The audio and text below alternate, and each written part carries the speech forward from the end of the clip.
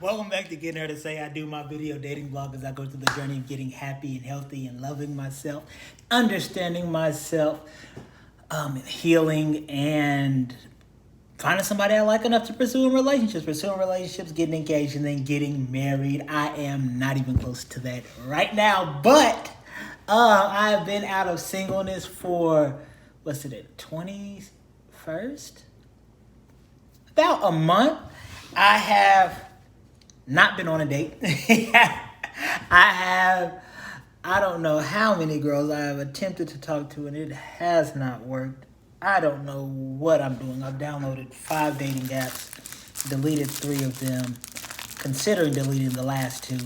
It has been a whole stinking mess. It is No Shave November. I have not shaved. I have not done my hair. I look homeless, but I also kind of look like the scraggly look. So Saturday I went to go play basketball with my friends, and kind of like our Saturday thing, we go play basketball. And I am aware that I'm a pastor. I'm aware that I am a Christian, that I am a son of God, that I am an image bearer. And so I try to be respectful as a Christian, as a human being, as a black male.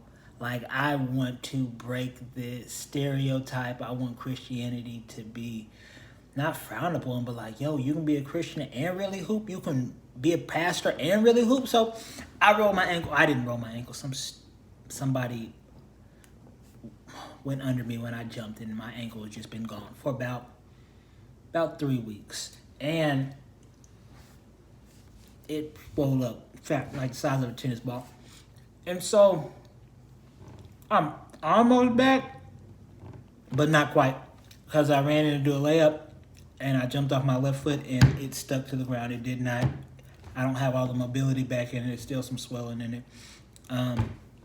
Yeah. So either way, I had a glimpse of who I was on Saturday. Like, I shot pretty good. I get to the rim. I can handle. I mean, I played pretty well. Probably the best I played in a couple of months, even before I had gotten hurt. So that was really exciting. But when you play basketball, you're playing with other men, and that's my favorite part, is the physicality of the game. Like, I love to be physical. I love to make physical contact, to dominate, to impose. It's just a dominance thing. Like, I don't have this beard for no reason. Like, I'm a man of men. Like, I am. So I was doing my thing, and this guy fouls me, which, if you don't foul me, I feel disrespected, because you obviously don't respect me enough to guard me. Let it go. Then he fouled me again, but this time he fouled me in my face, like this. Bow, just like this. Fingers, nails, right in my face. And I was very upset. Christian, pastor, brother minister. Hey, bro. That's too much. And sure, that's probably not exactly what I said, but it was right there. Like, I was mad, but I hadn't lost it yet. And so then he says, "Stop crying."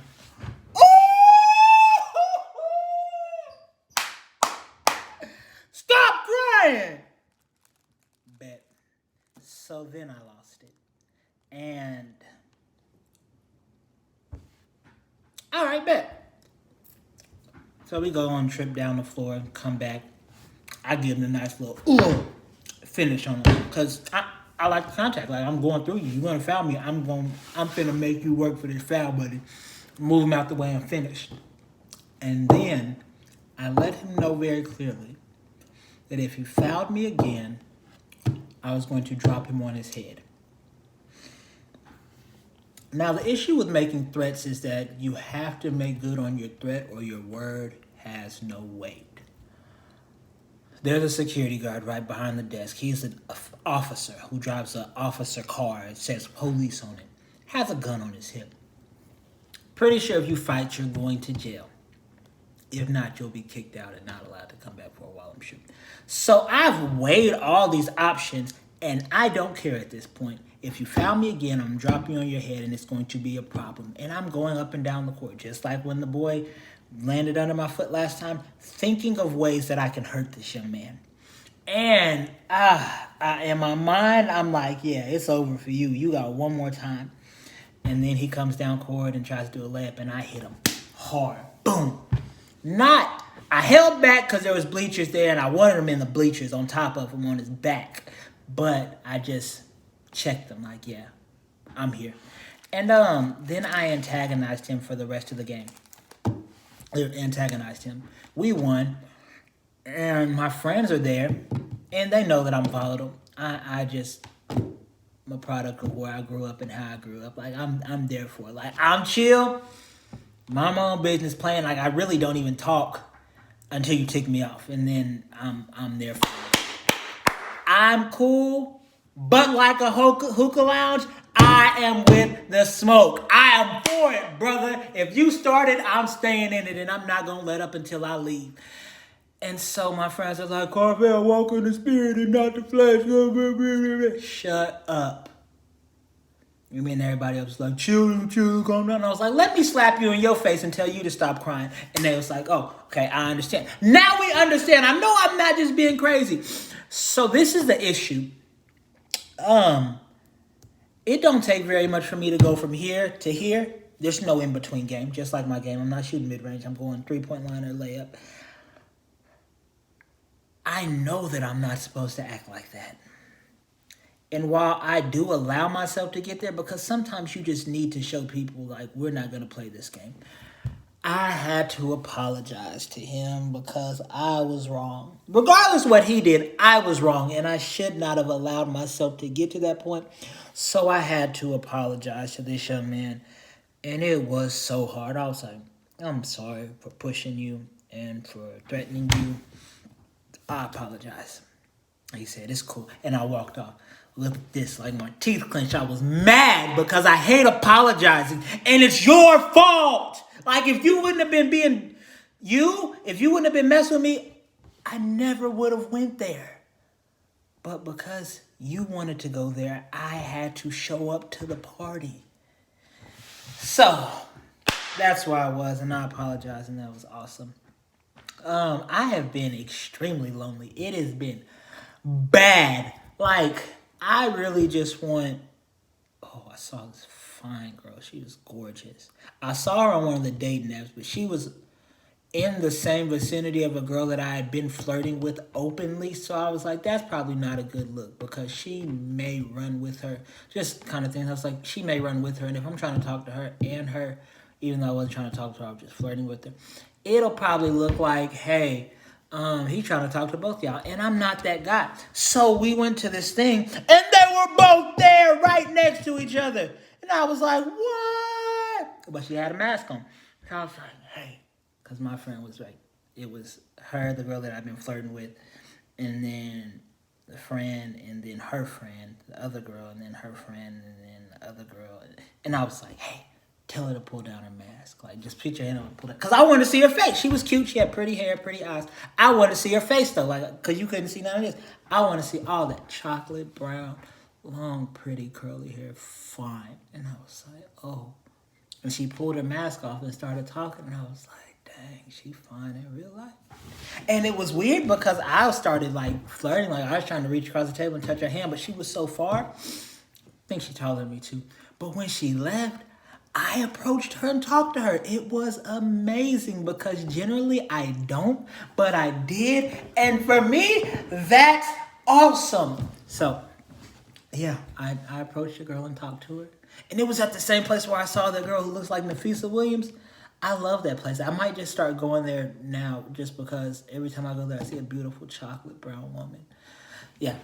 So dating apps are trash. I've been single and lonely, and I'm terrified because my judgment has not been the best, especially around this time because we have a lot of time out from church. So like Thanksgiving is on a Thursday. We won't have church on a Wednesday. So I'm not preaching. I'm not in the community of my students and my youth sponsors, which is necessary for me to be healthy. And then some Sundays we may miss because of New Year's or Christmas Eve if it's close. So this is kind of like a dangerous time for me. So I'm trying to correct some thoughts and perspectives because I've been considering compromising, and that's not okay. I don't want to compromise, but I definitely do want an intimate relationship, not sexual, but like intimate to share ideas, to express feelings. And I want her to be somebody that I'm extremely attracted to, just because it makes it more. I don't want to invest and pour into someone that I'm not going to date or pursue in a relationship.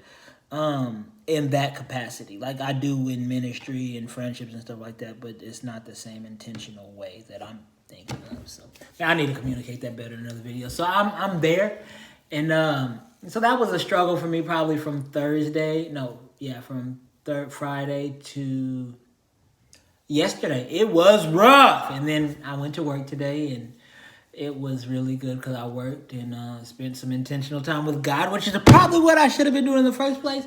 And it feels like it's healed that kind of like wanting. What else? My mama got coronavirus, and checking on her to see if she's okay. And then Thanksgiving is this Thursday, so I'll probably do something with the family on Thursday or my friends. But I'm also planning a vacation where I'm going to disappear and be gone for a little while, which is necessary. So yeah. Oh, I got some new shoes, some shoes that I really like, which I'm super excited about. And my hair is a whole stinking mess. But other than that, everything's wonderful and great and amazing. So thank you guys for tuning in and getting her to say I do my video dating vlog.